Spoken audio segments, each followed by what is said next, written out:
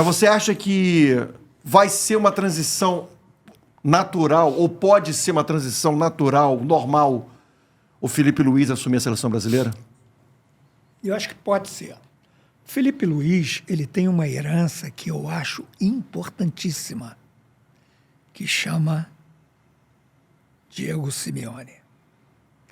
Esse cara, esse tempo todo no Atlético de Madrid, e eu vi algumas partidas do Atlético sensacionais.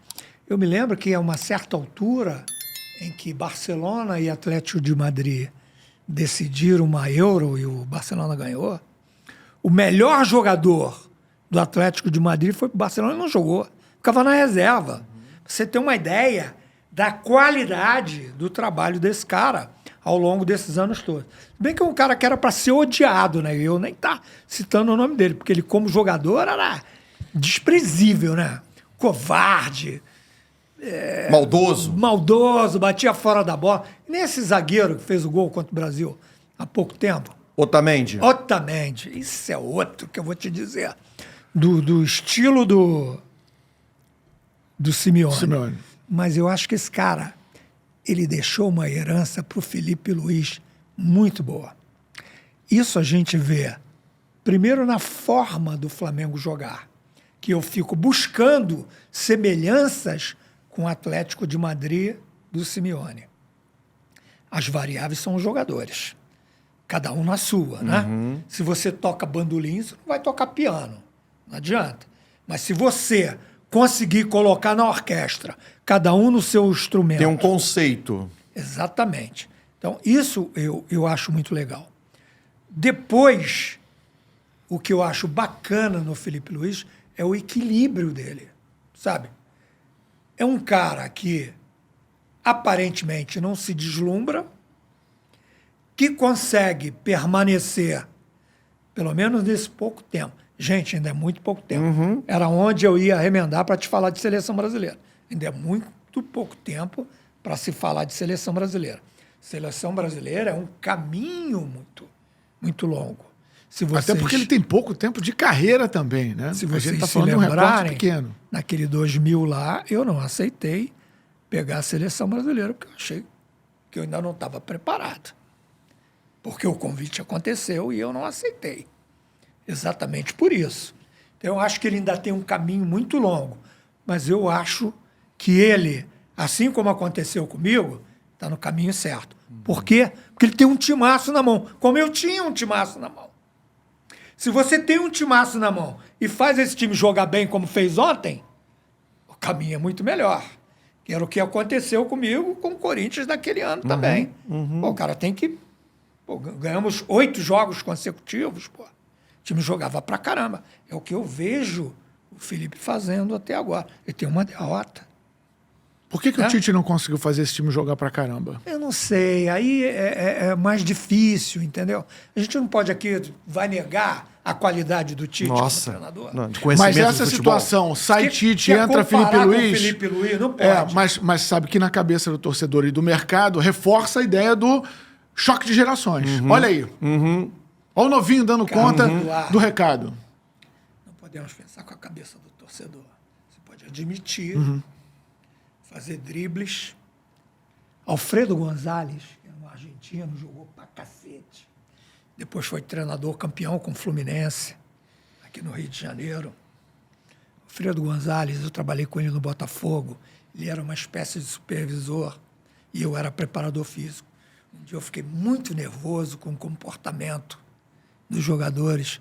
Alfredo Gonzalez me chamou no vestiário e falou assim: professor, corra para onde os malucos fogem.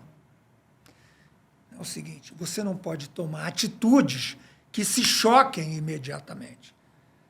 O cara está correndo, vai com ele. Quando ele parar e cansar, tu entra na frente dele e fala assim: meu irmão, vamos discutir aqui agora o que está sendo feito? Então, eu acho que essa coisa do equilíbrio tem que prevalecer, entendeu? Você tem que ter argumentos para convencer, porque ser treinador é convencimento. Se você não convencer seus jogadores do que eles têm que fazer, não adianta, abdica, vai fazer outra coisa.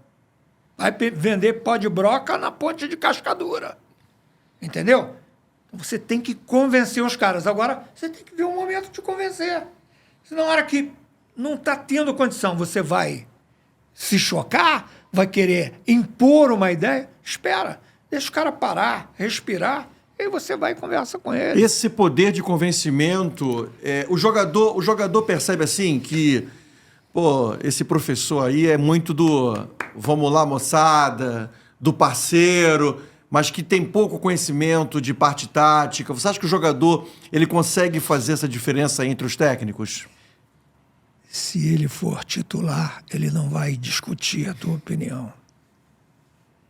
Se ele estiver na reserva, ele vai aceitar parcialmente.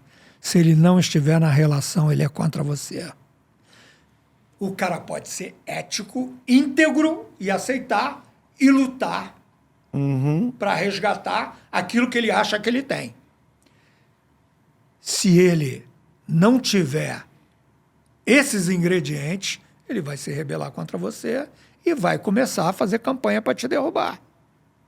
Isso aí você não tenha dúvida. Principalmente hoje. E principalmente aqueles que têm mais ascensão ao grupo.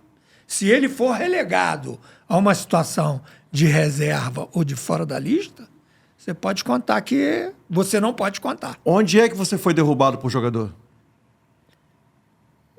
Assim, Ou você acha que foi derrubado por jogador? Eu tive correntes contra. Por exemplo, no Vitória da Bahia, que tinha 3 grupos, né? Era o Vampeta e Edilson com alguns amigos, os jogadores jovens que estavam e os contratados. Então, esses 3 grupos eu tentava organizar ali, mas não foi isso, porque o time não conseguiu vencer. O Vampeta te derrubou lá, cara? Não, Vampeta não. Edilson te derrubou? Não, só me ajudaram, pô. Eles me levaram e me ajudaram, pelo contrário. O grupinho aqui de jovens é que, pô, queriam derrubar os velhos. E aí ficavam aborrecidos quando eu botava o Edilson para jogar. Vampeta não. Vampeta eu botava ali na esteira, eu digo, tu vai emagrecer, então tu não vai jogar. Não botava o Vampeta para jogar. O Edilson jogava porque sempre foi magrinho, sempre teve em forma. O Vampeta era... Mas a molecada tinha bronca com o Edilson. Tinha bronca com o Edilson. E a molecada te derrubou? Não acho, mas eles não queriam que eu ficasse. E ficaram felizes quando eu saí. Teve churrasco e tudo, né? É possível. E aí, você curtiu esse corte? Faz o seguinte, acompanhe nas redes sociais o Conta e Manda. Ah, e compartilhe esse corte também, hein?